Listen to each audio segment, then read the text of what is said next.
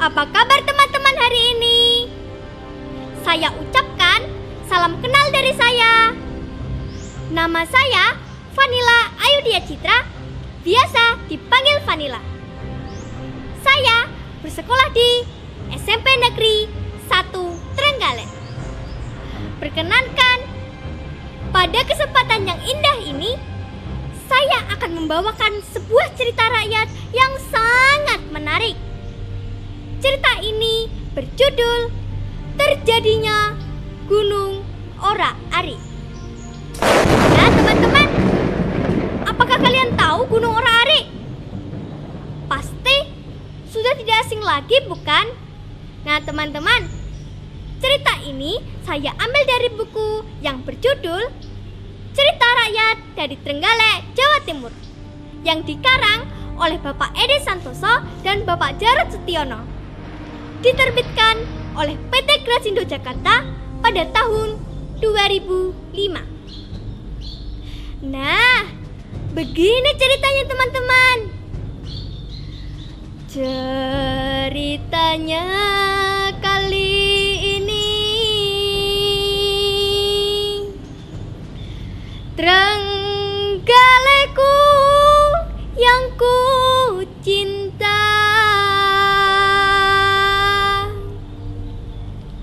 kota kecilku nan permai, berjajar gunung yang elok, tempat yang penuh pesona. Ora-ari yang di sana, apa gerangan kisahnya?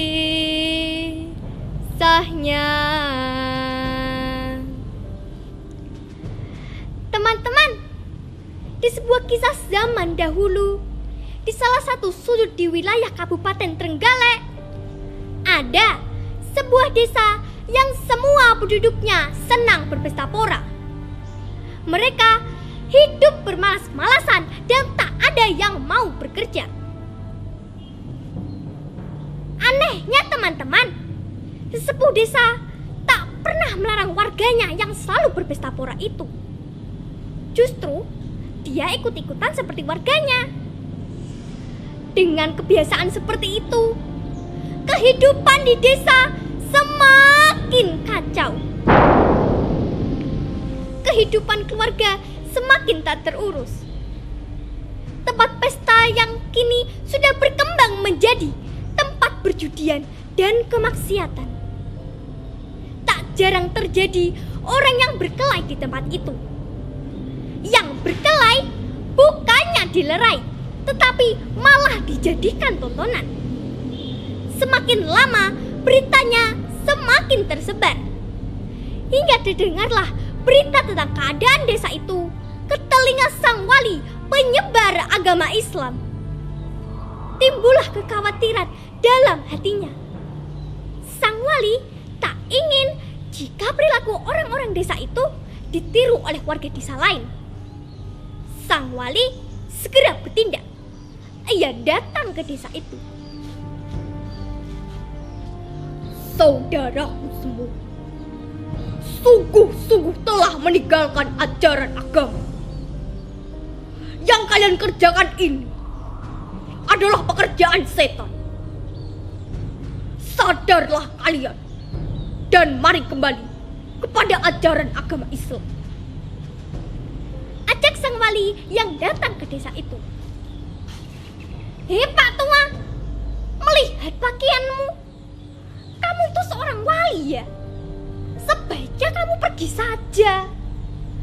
Walaupun kami mengikuti ajaranmu itu, di desa kami tak ada tempat untuk beribadah. Jadi, biarkan kami berpesta pora setiap hari.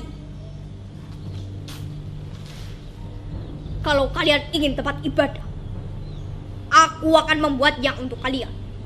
Asal Setelah tempat ibadah itu jadi, kalian harus mau datang untuk beribadah. Tinggalkan kesukaan kalian, berpesta porak dan berjudi. Berapa lama kamu akan membuat tempat ibadah itu, Pak Tua? Kalau kamu bisa membuat tempat ibadah itu dalam waktu semalam, kami akan mengikuti ajaranmu. Kalau tidak, segera tinggalkan tempat ini saja. Baik, aku akan membuat tempat ibadah dalam waktu semalam. Tapi ingat, kalian harus mematuhi ucapan sesepuh desa kalian, kata sang wali sambil beranjak pergi. Sang wali pun pergi sambil mencari-cari tempat yang kira-kira cocok untuk membangun masjid. Hingga sampailah di sebuah tempat sang wali berhenti sambil memandang tempat sekitarnya. Di sini kelihatannya cocok untuk membangun masjid. Sebaiknya aku sholat dan berdoa dulu. Sementara itu teman-teman, sepeninggal sang wali dari tempat pesta itu, sesepuh desa menyuruh beberapa wanita cantik untuk menggoda sang wali. Wanita-wanita cantik itu kemudian menggoda sang wali yang sedang khusyuk berdoa. Ayolah Tuan, berhentilah untuk berdoa.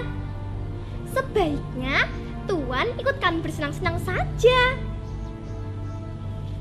Namun sang wali tak beranjak dalam doanya. Akhirnya wanita-wanita cantik itu kembali di tempat pesta dengan kesal. Ia melaporkan kegagalannya kepada sesepuh desa. Karena geram, sesepuh desa akhirnya meminta warganya untuk memindahkan tempat pesta ke tempat sang wali berdoa. Berbondong-bondong, sesepuh desa dan warganya pergi ke tempat sang wali berdoa. Alat-alat pesta mereka bawa, di antaranya alat-alat untuk membuat bunyi-bunyian seperti lesung, palu, dan lain-lain. Sementara itu teman-teman, di tempat sang wali sedang khusyuk berdoa, sudah tercipta separuh bangunan masjid. Tak tampak seorang pun yang membuatnya. Nah teman-teman, pasti itu pertolongan dari Tuhan. Sementara itu, sesepuh desa dan warganya kembali mengadakan pesta di dekat masjid yang belum jadi itu. Alat-alat musik mereka bunyikan dengan sekeras-kerasnya.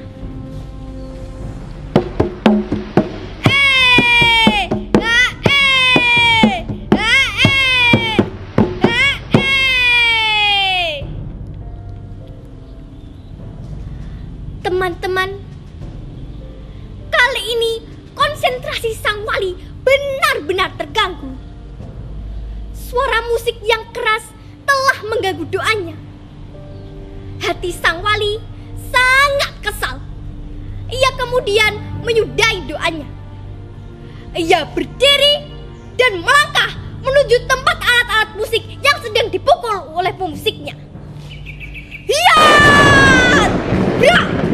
Tak ora ade! Tak ora ade!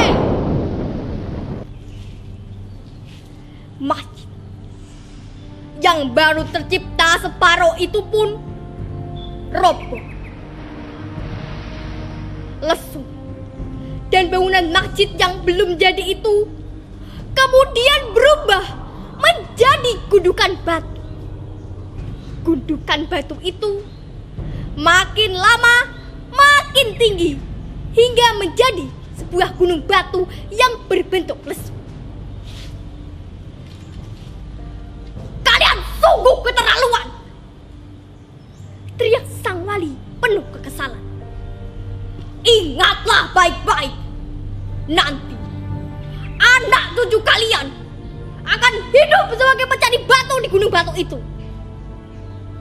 Siapapun yang berani mengambil batu itu untuk membangun rumah, hidupnya akan morak-marik bagai batu yang berserakan ini. Dan kelak, jika daerah ini sudah ramai, akan dikenal dengan sebutan Gunung Ora-Ari.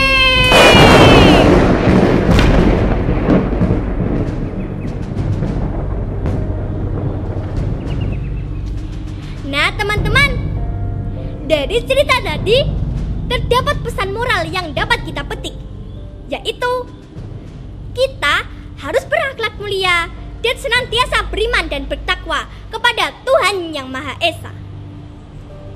Sekian cerita dari saya. Salam budaya, salam pustaka. Terima kasih. Wassalamualaikum warahmatullahi wabarakatuh.